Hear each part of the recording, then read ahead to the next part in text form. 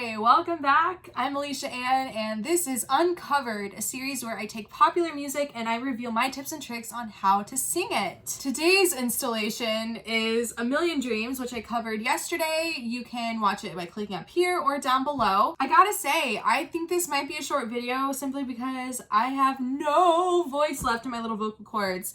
It's been quite a week. I've been using it a lot. So maybe that's what I could talk about, like how to sing when you have no voice. Is that interesting to anyone?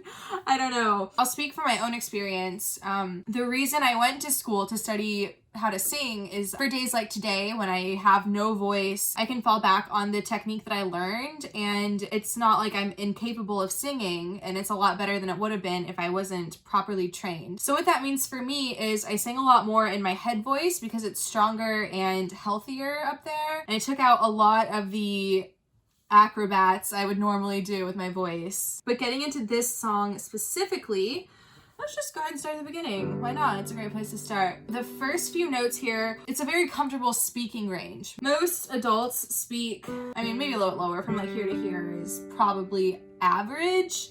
That's a guess. I don't know that for sure. I'm sure you can easily find the answer by Googling it. So you could basically speak this beginning part. But then on the second line, a world is waiting up for me. Isn't that ironic? You go down on the word up. Genius. So that note comes out of nowhere. It's like out of left field. You're up here in this like normal range. A world that's waiting up for me. You drop into the basement. When that happens, the instinct is to like change everything to reach the note and like nail it down there. A world that's waiting up for me. It's an E, I think. Yeah. Even though that's what you want to do, don't do it. There's a few reasons here. Number one, it tires out your voice faster. Number two, it's not good for it to change what's going on in here physiologically. If I remember correctly, what's going on here is your larynx is having to do a lot of work moving up and down. Oh, well, it's waiting up for me. You don't want to make it have all that extra work if it's not necessary. So what I do with a lot of my students is you want to think about if your voice is a bookshelf, you don't want to let's say these are notes. You don't want to take the note on the middle shelf and shove it in the shelf on the bottom shelf. So the goal of what you want to work toward is to have it all in the same placement, even though it's not going to be as strong. Because in the long run, it'll do better for your voice. Now again, I think I mentioned this in last week's video, maybe the week before, but if you can't reach the note, don't sing it if it hurts to sing it. That should be common sense, but don't hurt yourself to sing.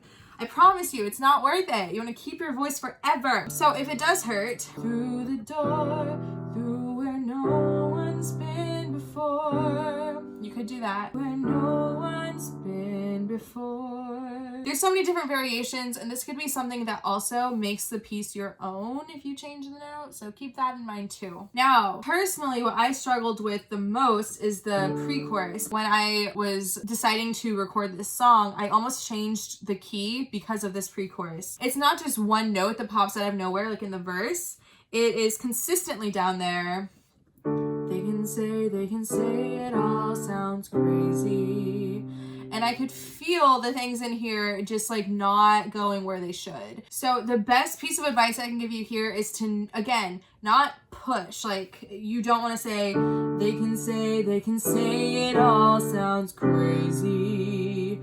I don't care how much power you have in your voice or how much you want to have in your voice. Forcing it to come out is never going to end well. So I'm going to practice what I preach and back off on that.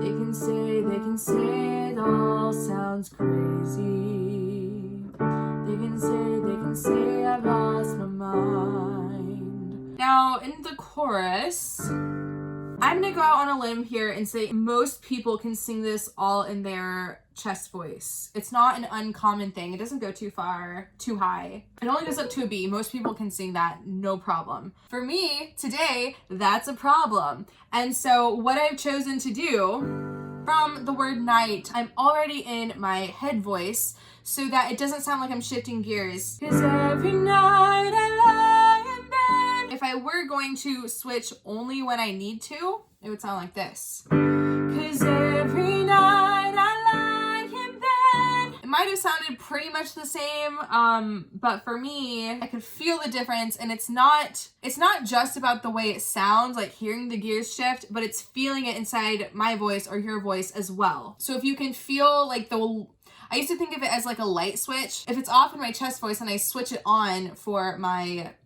head voice, 'cause every night I like him then. It shouldn't be a light switch. It should be like, you know, one of those ones where you like you move it up and the light like gradually gets brighter. That's what you should be doing with your voice. And then most of this repeats over and over. Gotta love pop songs. Oh, I do want to mention here in the bridge. So on the word eyes, this is going to sound like a small thing, but bear with me. To the world we close our eyes to see. So what I did on the word eyes is what we're after here. It's called a glottal stop. A glottal stop is basically when the chords start together and you begin resonating when they're together. So normally when we're singing, they vibrate back and forth, like that's how the sound is produced. And most of the time that happens with the airstream that goes through.